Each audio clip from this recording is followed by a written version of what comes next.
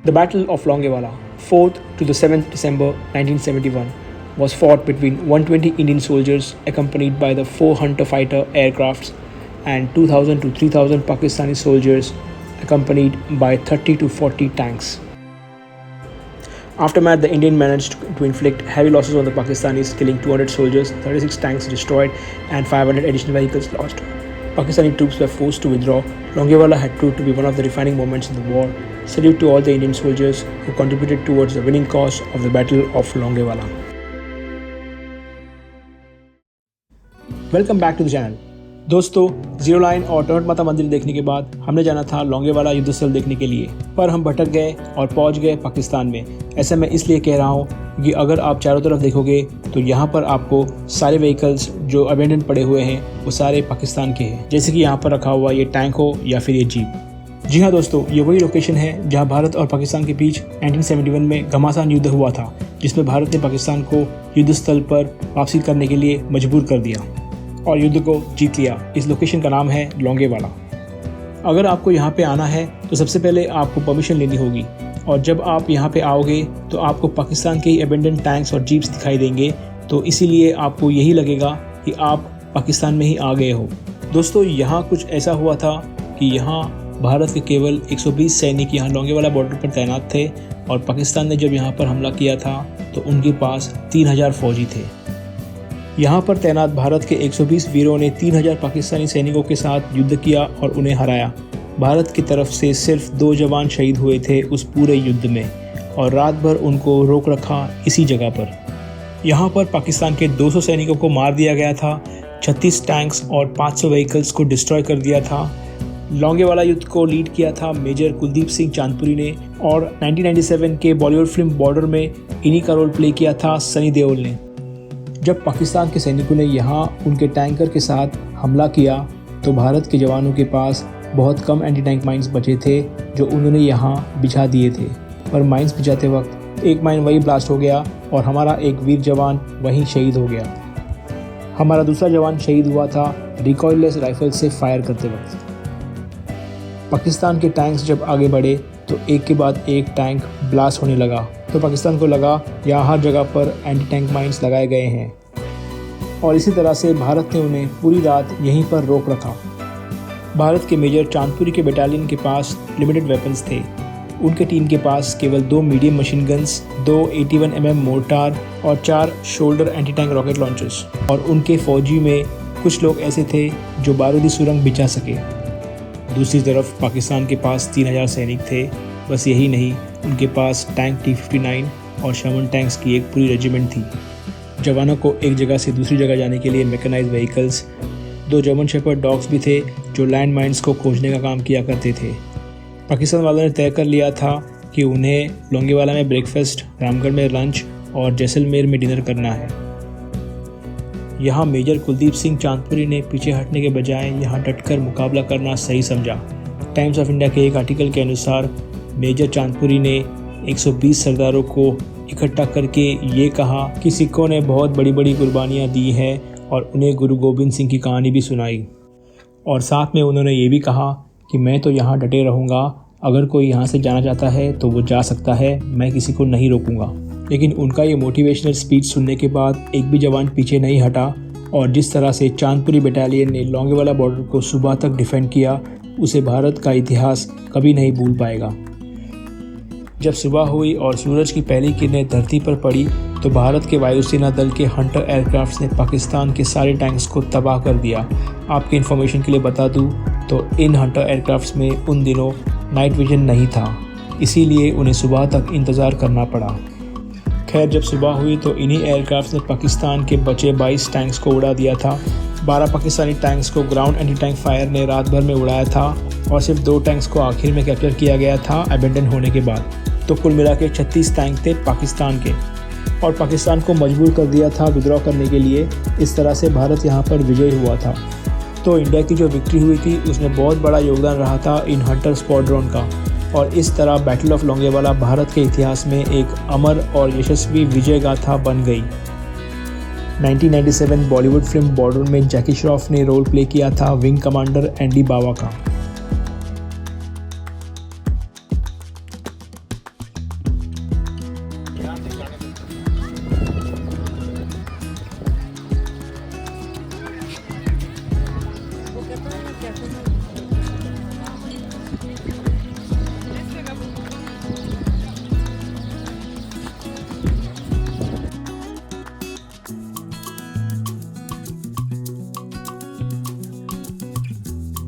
The Battle of Longewala, 4th to the 7th December 1971, was fought between 120 Indian soldiers accompanied by the 4 Hunter fighter aircrafts and 2,000 to 3,000 Pakistani soldiers accompanied by 30 to 40 tanks. Aftermath, the Indian managed to inflict heavy losses on the Pakistanis, killing 200 soldiers, 36 tanks destroyed, and 500 additional vehicles lost. Pakistani troops were forced to withdraw. Longewala had proved to be one of the defining moments in the war. Salute to all the Indian soldiers who contributed towards the winning cause of the Battle of Longewala.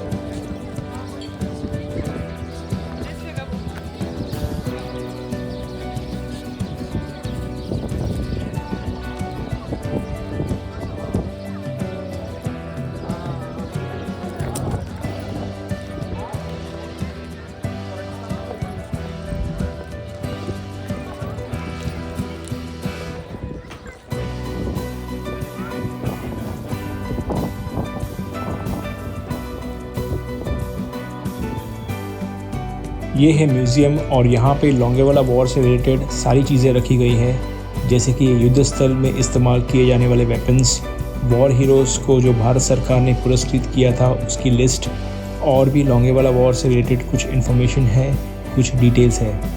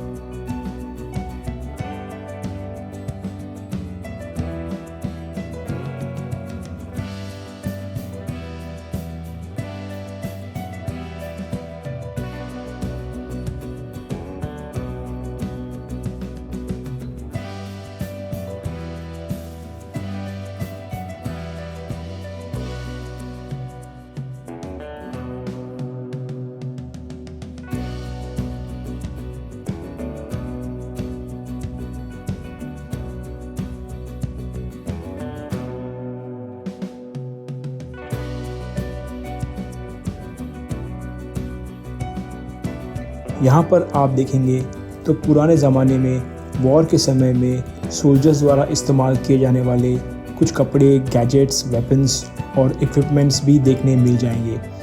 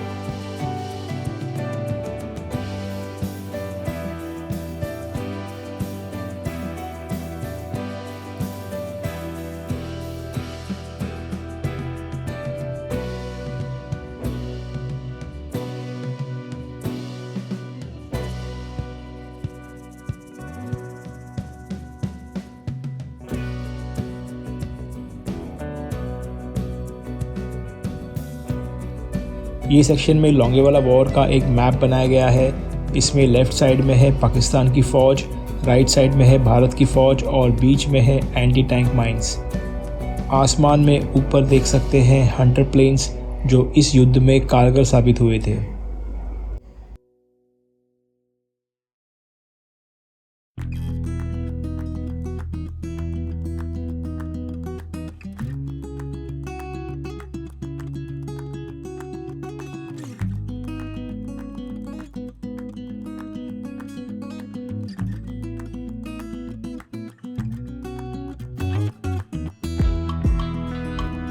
यहाँ है एक छोटा सा mini theatre जहाँ पे Longewala war से related कुछ video clips दिखाई जाती है और वो सारी डिटेल्स जो आपको यहाँ पर बताई जाएंगी।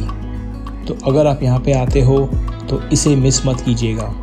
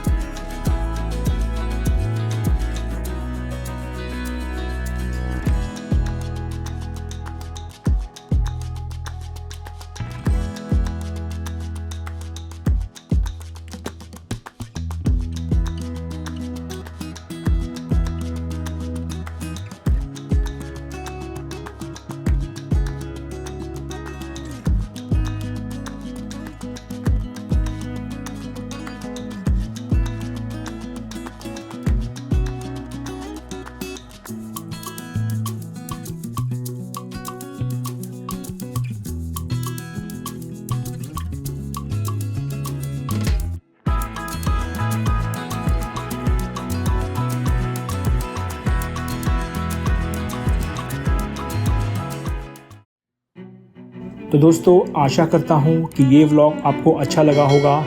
चैनल पर नए हो तो इसे सब्सक्राइब कर लीजिएगा। मैं मिलूँगा आपको किसी अन्य वीडियो में। तो चलिए मैं चलता हूँ। जय हिंद, जय भारत।